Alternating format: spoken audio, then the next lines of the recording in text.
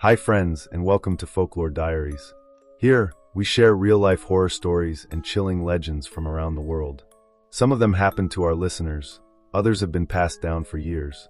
So get comfortable but stay alert, because the next story might just keep you awake tonight. And if you like true horror stories, consider subscribing. Okay, let's begin.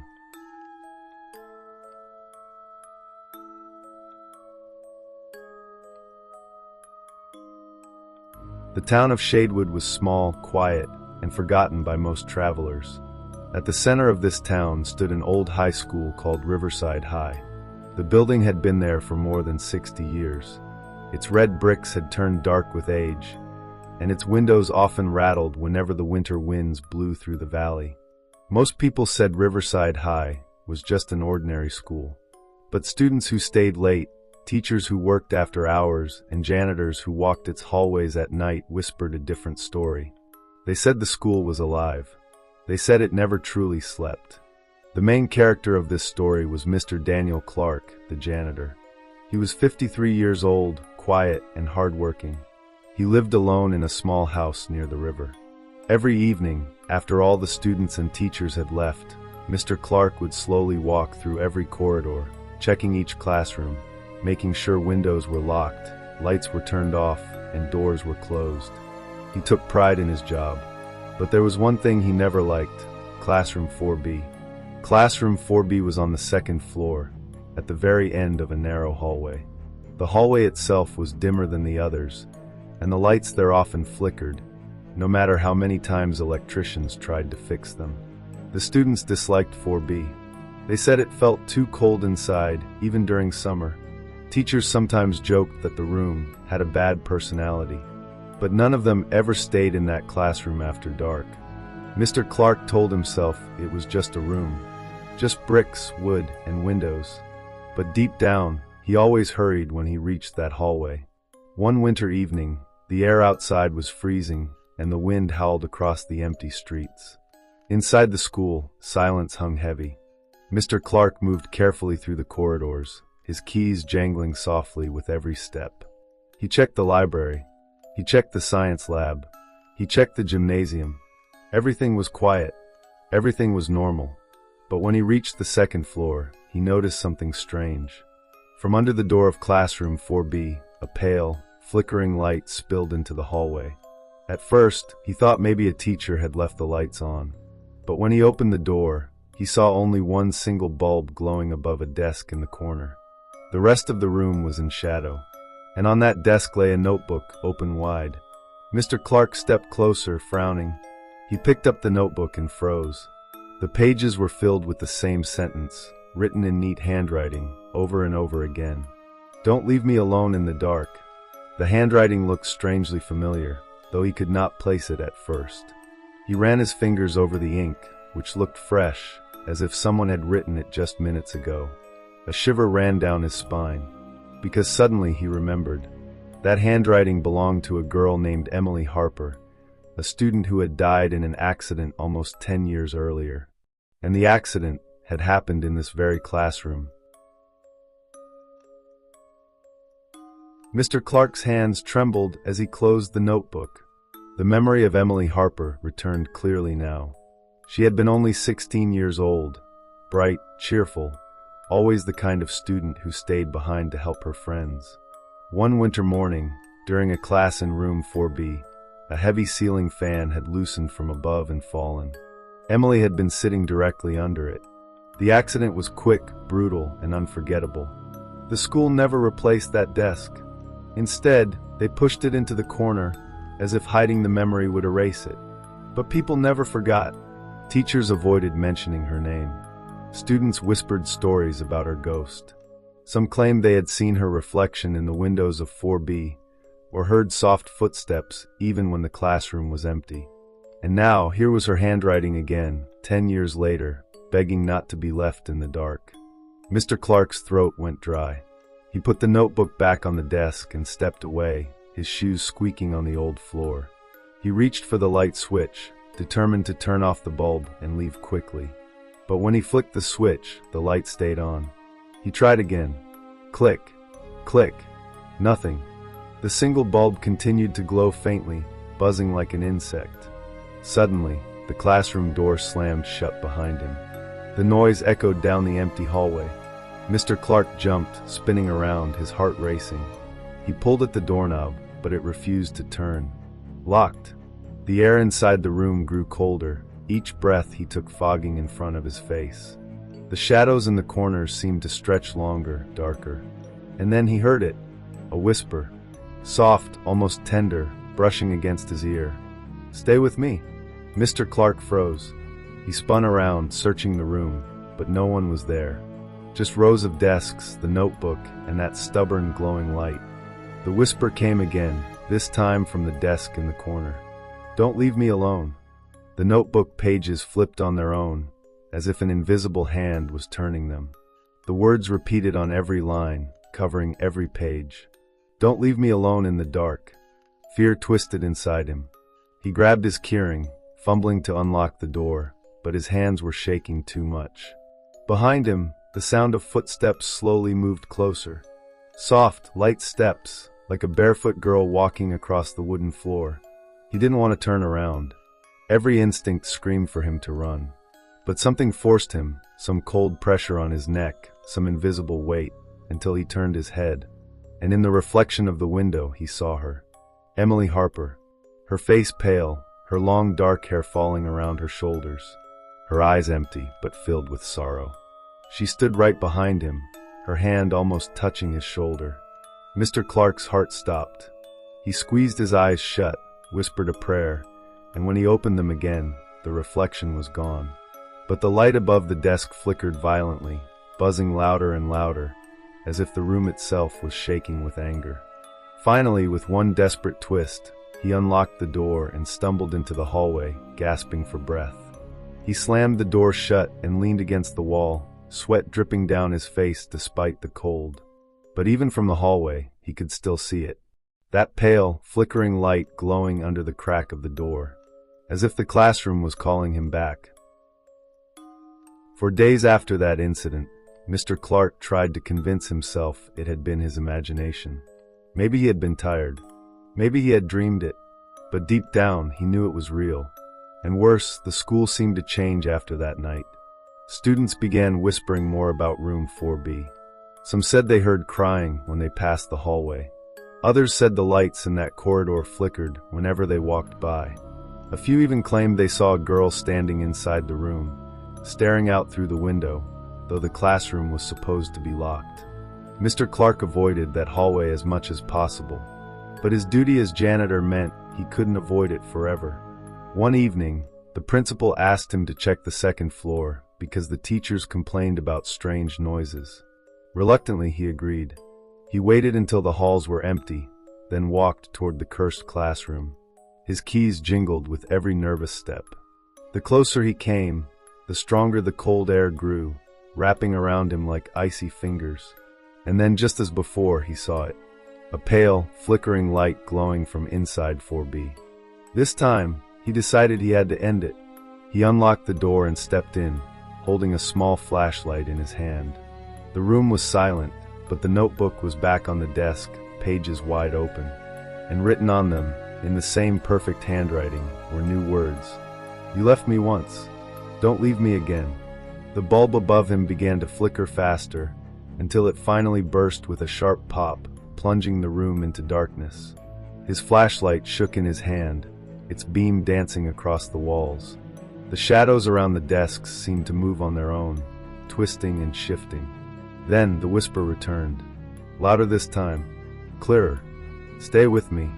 Suddenly, the desk scraped against the floor, moving as if pushed by invisible hands, trapping him in the center of the room. His flashlight flickered, then died, and in that complete darkness, he felt a cold hand wrap around his wrist. He screamed, pulling away, stumbling toward the door. But before he could escape, a voice echoed in the darkness, not a whisper anymore, but a desperate cry. "Don't leave me in the dark." The next morning, teachers found the second-floor hallway in chaos. The desks from 4B were scattered everywhere, the door wide open. The notebook was gone, and Mr. Clark was found unconscious near the stairs, his hair turned almost completely white from shock. He never returned to Riverside High after that. He left town quietly, never speaking of what he saw. But the students still whisper about room 4B. Sometimes, late in the evening, a light flickers from under its door. And if you listen closely, they say you can hear a girl's voice from inside, soft, pleading, and eternal. Stay with me.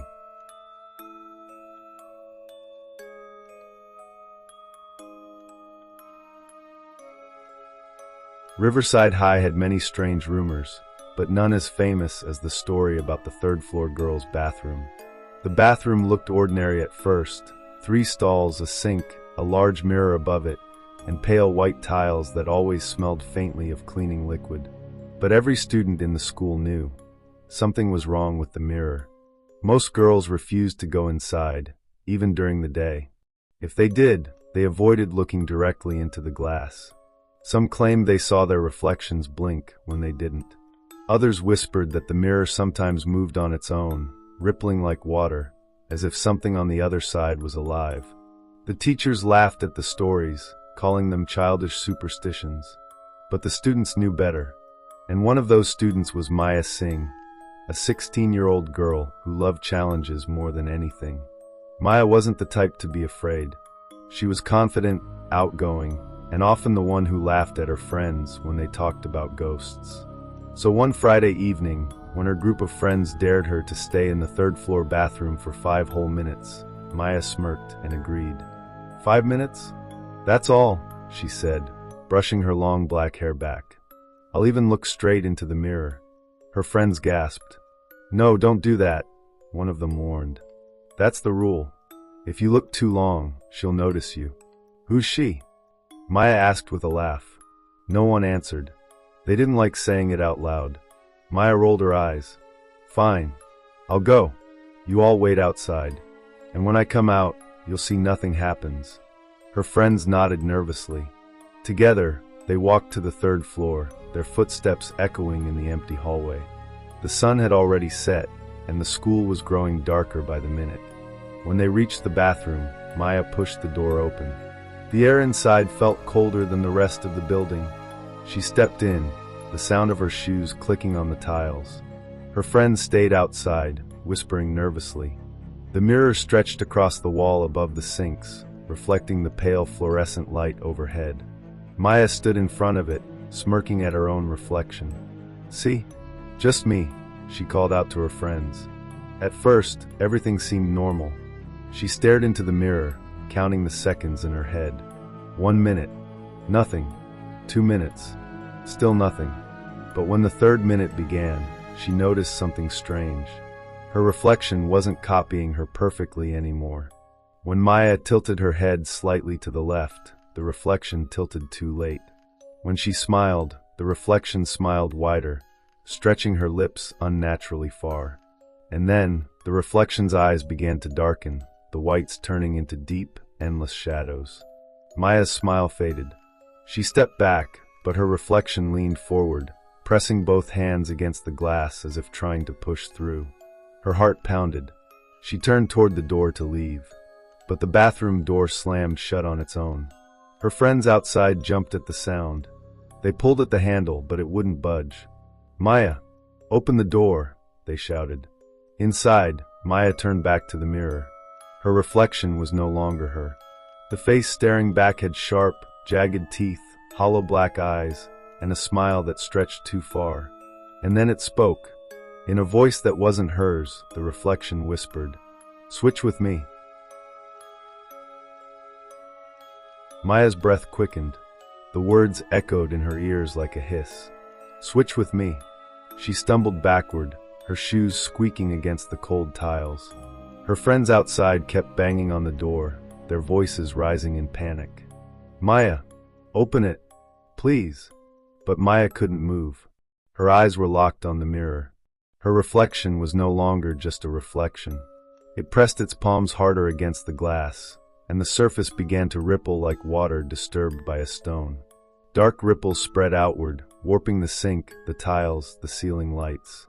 Maya's own body refused to respond. She tried to lift her hand, but in the mirror, her reflection lifted it first, waving slowly, mockingly. The voice came again, sharper this time. "Switch with me." Then the glass cracked. A thin, jagged line spread across the mirror, splitting her reflection's face in half.